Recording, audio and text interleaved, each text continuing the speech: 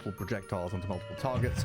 But he's also got a ton of magic damage early on, and he's kind of notorious in a good way as being an active early carry, able to join fights very early on. I would say he's almost between TA and Medusa. He's like a mix between those and with more team fight focus. The call down that he has, his ultimate, is fantastic for AoE dash into the dire tower early on. Look at this gank mid though. Fatal and suddenly swoop around to get a fall. And this is tough times for our Bristleback. Bristle wants to dominate laning stage, ready to fight and use this as a platform to like strike in towards mid lane. Go up, especially at LAN events, are absolutely massive because they can come out of nowhere, and if the extra with the backup coming in, collapse, not able to save her down, not tanky enough, he dies.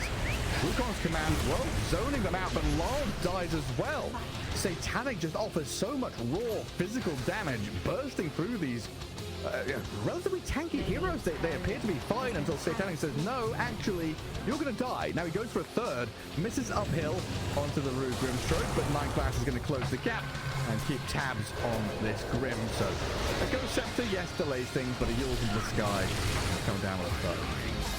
It's going to drop, and that's, you can use her traps the way she did there to sideblade off. And that's how the team behind him, but this nice soulbind in to stop them collapse, lands onto the two of them. Slark and Bristleback still alive though.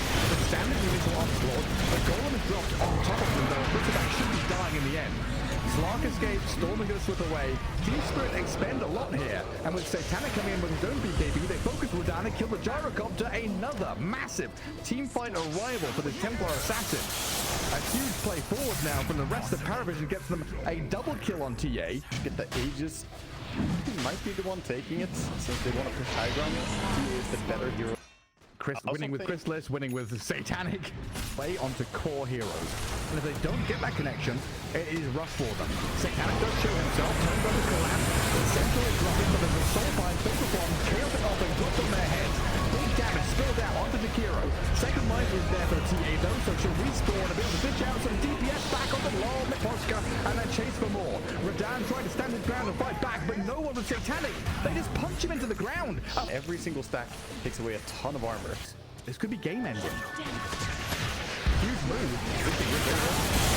Shouted. He does have BKB for a second. He's dead with no buyback, no BKB, no Gyrocopter. And Parivision striking into the hearts of Team Spirit now. A jump onto collapse. Satanic pokes at him a little bit, puts down some traps. They are bonded up from the Warlock, but it doesn't seem like they care all that much. They're diving past tier 3. He's grabbing onto the Grimstroke. Slark, TA, moving on to different targets, and this Satanic TA kills a Centaur for like 70% health. Now Lol is under his tier 4 towers, which should be Copter 3 seconds until his BKB was off cooldown.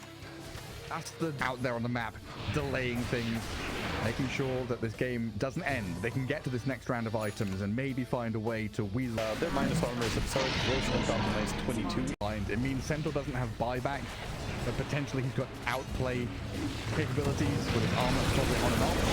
Starting things off here with a jump on the TA. Strong into the back though, trying to get a catch there. Radan standing his ground with the BKB, but they've lost the Monkey Beam and the Warlock already. Buybacks are available, but Parivision are still here with Aegis, Cheese, and a shitload of damage to take down the tower and the objectives in the Radiant base. Smart Shrouds, you just jump. Focus. Miposka's dead. The dieback of the Warlock gone for 70 seconds. And Monkey King is going to have to buy back, but it's still a 4 versus 5. Then you plus 1 of the Aegis, 1 of the Cheese. It's 4 versus 7 at this point. Parivision have a tremendous numbers advantage. And the Gyrocopter, again, he doesn't have buyback. If he dies here, the game is over. So the focus really is on Radan. He's there to GM and no one. GG is called. Congratulations. Parivision, the victors of ESL One Raleigh. And he ends it with a Rampage. And getting tipped as well by the old guards. No one throwing a tip to Satanic for his performance here. And the